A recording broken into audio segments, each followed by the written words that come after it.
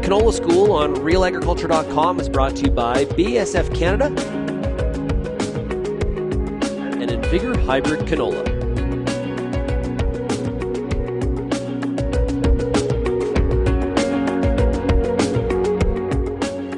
I'm Amber Bell, and this is Real Agriculture. Here today with Curtis Miedema. We are going to be talking canola for this episode of Canola School, but we're also talking honeybees. So welcome, Curtis. It's great to see you. Yeah, well, thanks a lot for having me here. It's good to be out here in this great landscape. We're in this awesome canola field, and we're just talking about how important it is that bees and canola work together. So let's talk a little bit about that. How do bees and canola work together? I mean, we know that bees pollinate, but tell us a little bit about that mutually beneficial relationship between canola and honey producers. Right, so for us as honey producers, we love to see a field like this. There's so much potential for honey, but so the bees go out and they're foraging in the crops, but what they're also doing in the same time is they're pollinating. So most commercial canola is self-pollinating, so in theory it shouldn't really need bees to be successful. But that being said, the more pollination they have, the better the crop can be. So there's potential for us to make honey off the crop, but also for the farmer to get an increased yield and maybe shorter blooming period because more of the flowers are pollinated. So let's talk about the pollination piece, because really that's the big strength for having bees on the land and helping with the canola. What does that actually look like with canola flowers?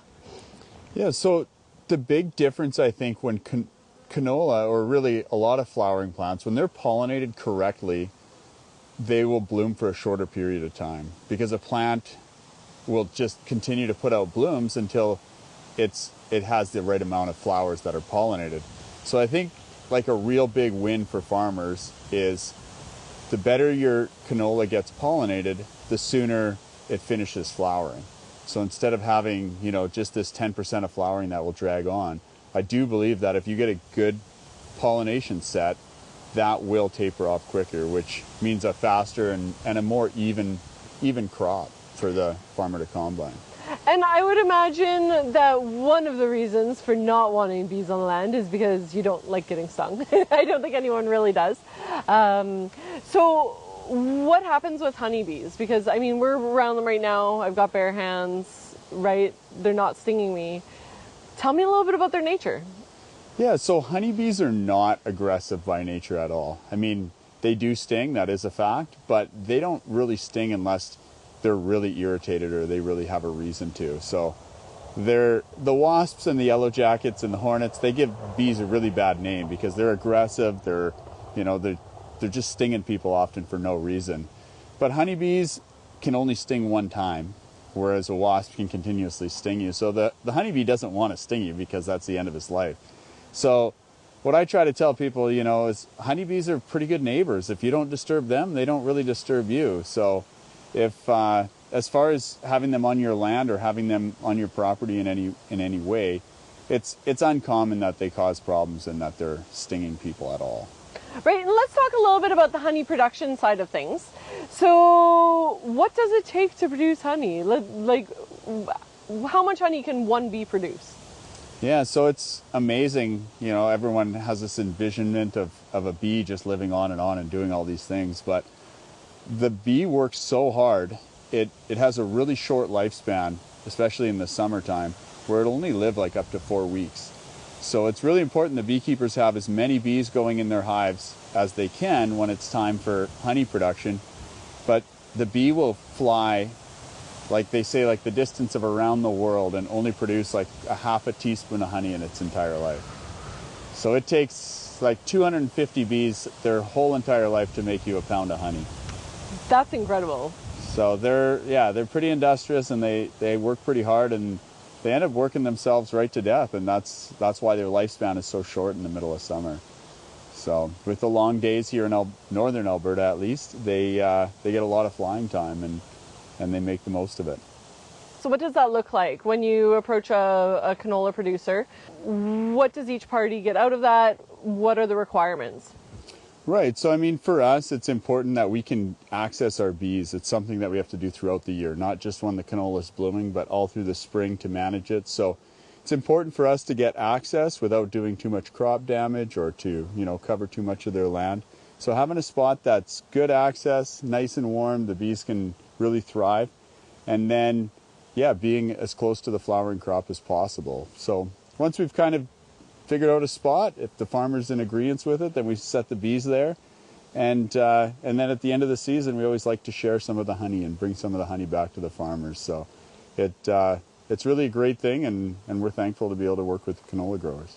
And what has been some of the feedback from canola growers in your region in your honey production? Yeah, so there's mixed. I mean, there's certain farmers that don't necessarily believe that there's a whole bunch of benefit to the bees being there.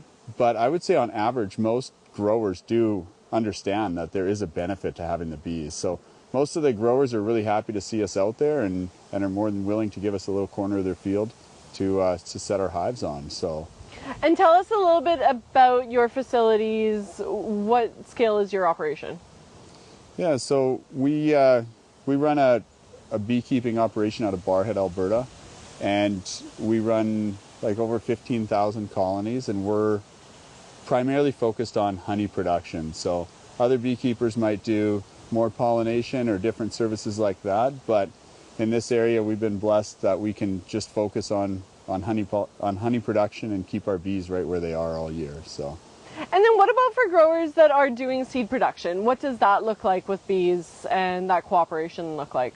Yeah, so in the past on our farm we have worked with seed companies, and when the seed companies are growing the seed, they need to have honeybees and leafcutter bees working with them in order to cross the different genetics, because they have like a Roundup Ready and a self-pollinating plant. And in order for them to cross those genetics, they need to have the honeybees there. So that's a really big part of the beekeeping industry in Alberta, is that we're able to work with the seed companies and bring the bees in and pollinate all these crops that are producing the actual seed for the commercial canola. Great. And what word of encouragement or advice would you give to a canola grower who is possibly looking to have some bees put on their land? Yeah, I mean, I would encourage them to say, give it a try. Work with your local beekeeper.